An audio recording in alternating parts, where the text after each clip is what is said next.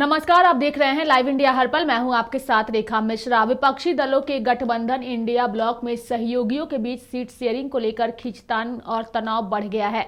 सबसे ज्यादा मुश्किलें कांग्रेस के सामने आ रही है। अलायंस में सबसे ज्यादा और नेशनल पार्टी होने के कारण कांग्रेस को सभी दलों को साधने की चुनौती है। इस बीच क्षेत्रीय और सहयोगी दल अपने अपने प्रभाव वाले राज्यों में कांग्रेस पर एडजस्ट करने का दबाव बना रहे हैं, फिर चाहे पश्चिम बंगाल हो या दिल्ली और पंजाब या फिर बिहार या यूपी ही क्यों ना हो। हर जगह सीट शेयरिंग पर मंथन के बीच विवाद की खबरें भी आ रही है। यही वजह है कि डेडलाइन निकलने के हफ्ते भर बाद भी सहमति नहीं बन सकी है। अब दिल्ली हाईकमान सीटें फाइनल करेगा। इंडिया ब्लॉक में 28 पार्टियां सहयोगी हैं। दिल्ली में गठबंधन के सहयोगी दलों ने 19 दिसंबर को चौथी बैठक की थी।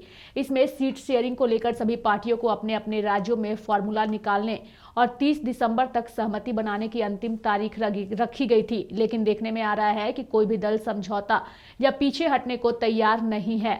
हर दल अपने राज्य में ज्यादा से ज्यादा सीटों पर चुनाव लड़ने का मन बना रहा है। हालांकि यह संभव नहीं है।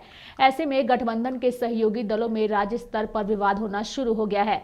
सबसे ज्यादा मुसीबत और चुनौती कांग्रेस के सामने है। उसे नॉर्थ से लेकर साउथ तक सीट शेयरिंग पर माथापच्ची और सहमति बनाने में अब तक सफलता नहीं मिली है। गुरुवार को कांग्रेस नेतृत्व ने राज्य इकाइयों से कहा कि पार्टी आगामी लोकसभा चुनाव में 255 सीटों पर फोकस करेगी, यानी इन सीटों पर वो चुनाव लड़ने का इरादा बना चुकी है और वो इसे जीतने योग्य मानती भी है। हालांकि यह सीटों की संख्या 2019 के आम चुनाव की तुलना में कम है। कांग्रेस ने इन सीटों को जीतने की संभावना की श्रेणी में रखा है। फिलहाल कांग्रेस ने प्रत्येक राज्य के आधार पर सहयोगी पार्टियों के साथ बातचीत करने का फैसला भी किया है। दूसरे शब्दों में कहा जाए तो कांग्रेस दिल्ली और पंजाब को लेकर आपके साथ बातचीत करेगा। आपने अब गुजरात और हरियाणा में भी हिस्सेदारी मांगने की तैयारी कर ली है। इस बात के संकेत भी मिल रहे हैं। केजरीवाल 3 दिन के दौरे पर 6 जनवरी को गुजरात जा रहे हैं।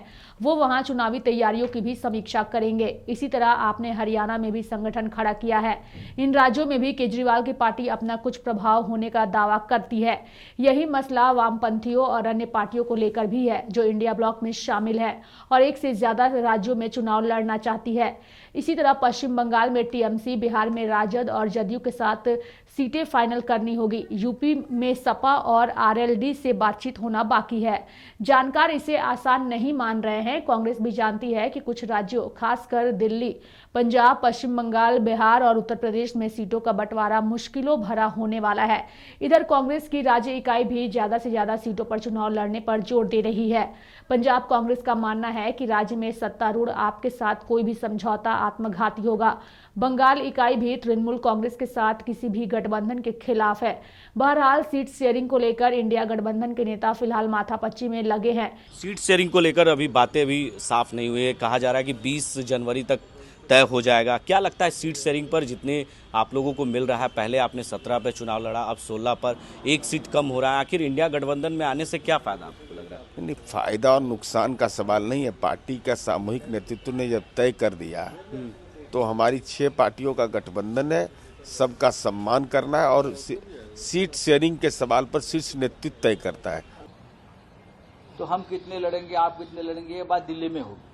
कौन सी सीटों पर हम लड़े, कौन सी सीटों पर वो लड़े, इस पर विस्तार से चर्चा पिछले कुछ दिनों में हमने अलग अलग बैठकों में करी। देखना होगा कि आखिर कब तक गठबंधन में सहमति बनती है। और उधर बीजेपी की ओर से भी रणनीति जो है वो लगातार 2024 को लेकर के तैयार की जा रही है। ऐसे में देखना होगा कि INDIA गठबंधन 2024 में मोदी को हराने के लिए किस तरीके से अपनी एकजुटता दिखाते हैं। तो मेरे साथ इस खबर में फिलहाल इतना ही। आप देखते रहिए लाइव इंडिया हर पल। नमस्कार।